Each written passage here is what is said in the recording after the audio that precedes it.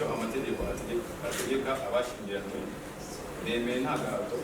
wowe uwase mwana Claudine kubera umugore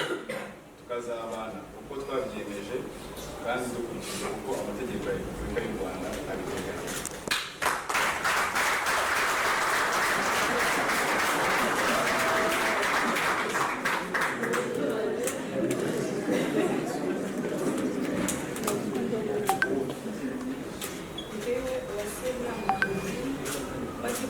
icyo amategeko ategeka abashyingiranywe